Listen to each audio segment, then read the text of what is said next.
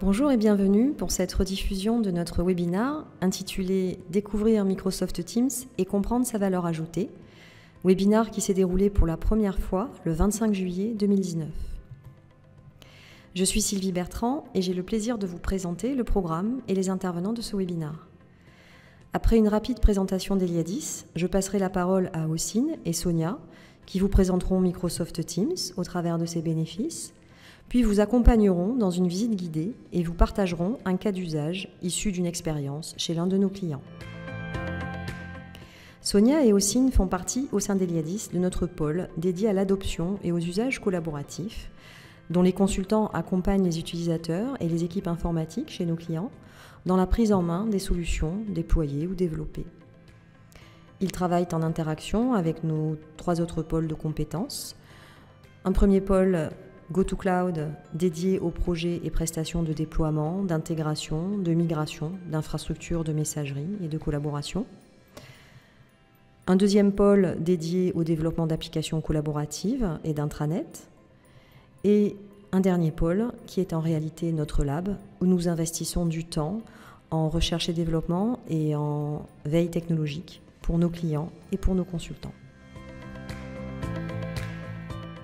Un petit zoom arrière au sujet d'Eliadis. Eliadis est une entreprise de services numériques qui a la spécificité d'être dédiée 100% aux solutions collaboratives, et ce, depuis sa création en 2001. Cela fait donc près de 20 ans que nos collaborateurs ont développé une forte expertise et un capital méthodologique pour accompagner les organisations dans leurs projets de transformation de ce qu'il est commun désormais d'appeler leur digital workplace. Ceci nous a conduit à développer des partenariats technologiques et opérationnels avec divers acteurs majeurs, parmi lesquels au premier plan Microsoft.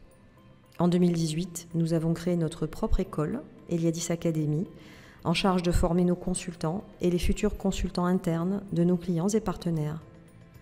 Et justement, je passe la parole maintenant à nos experts pour entrer dans le vif du sujet, Microsoft Teams. Merci Sylvie. Bonjour à toutes et à tous et bienvenue.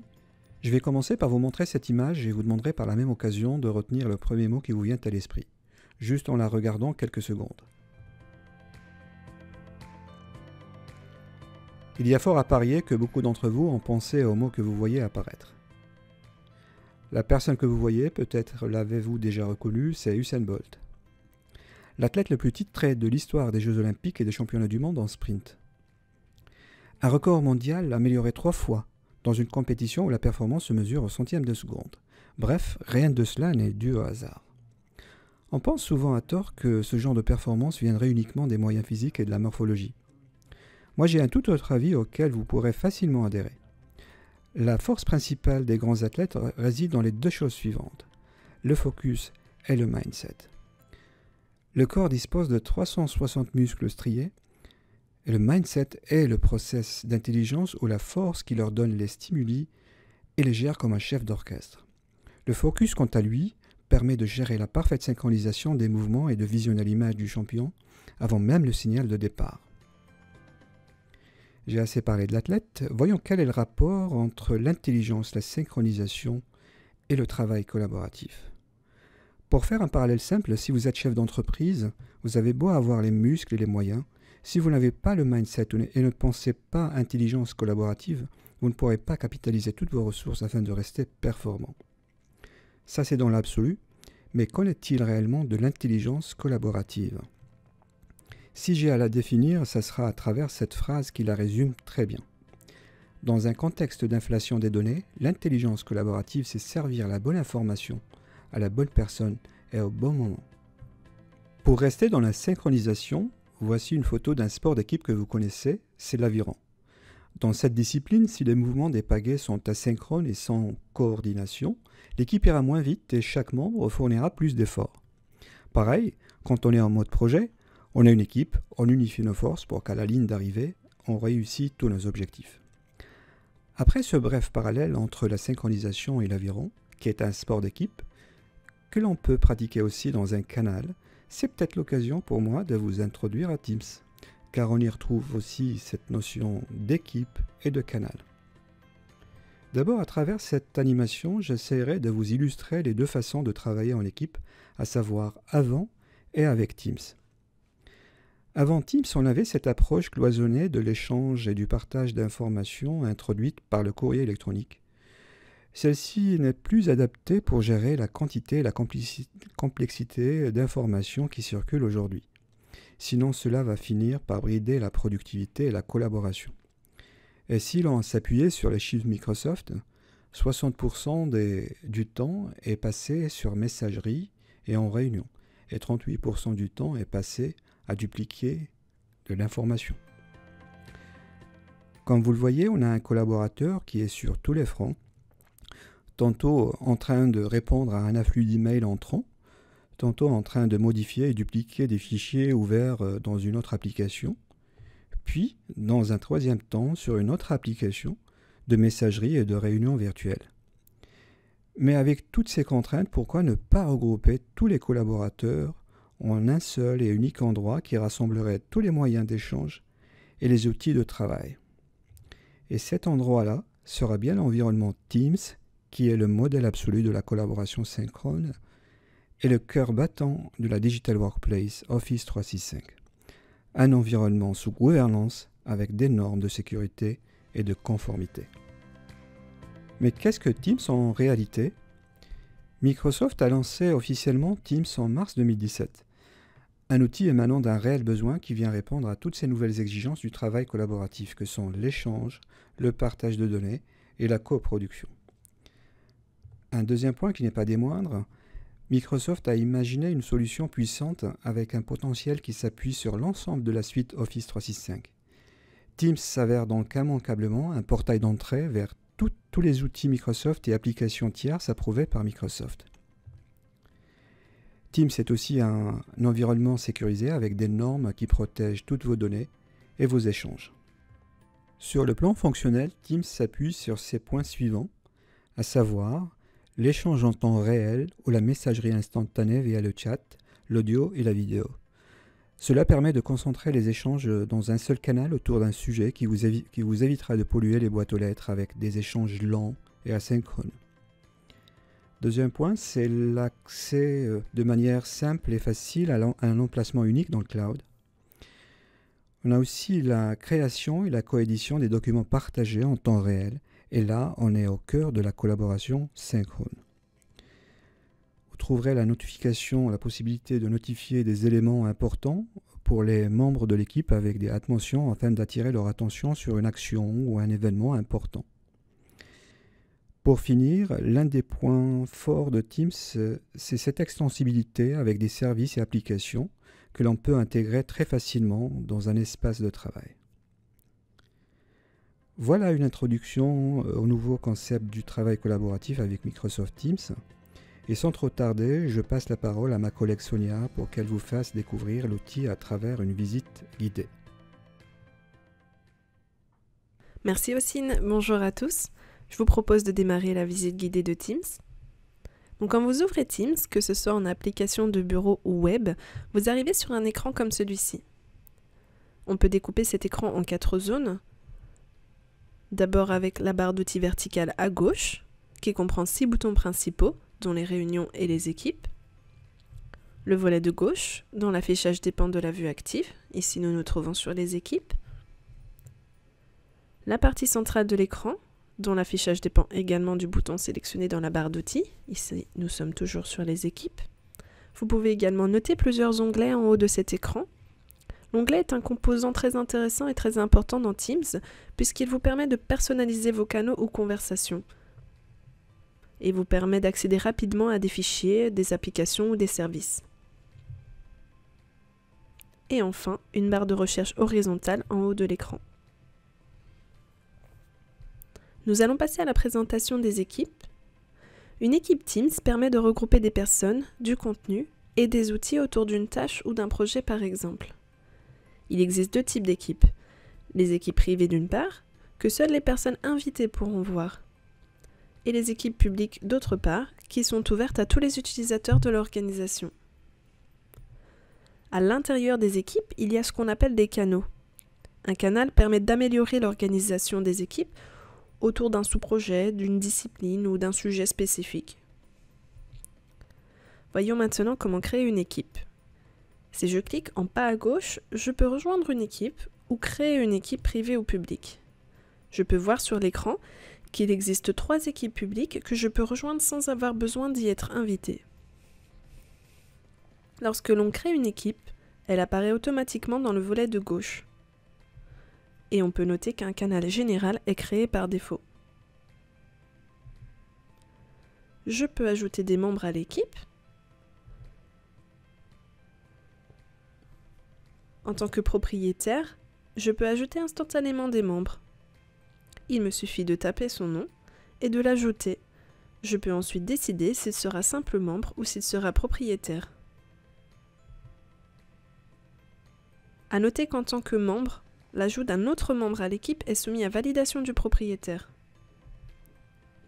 qui recevra une notification et acceptera ou non la demande. Et enfin, vous pouvez initier la collaboration avec votre équipe. L'écran principal vous permet de discuter à propos de votre projet, de partager des informations, des fichiers ou de planifier des réunions.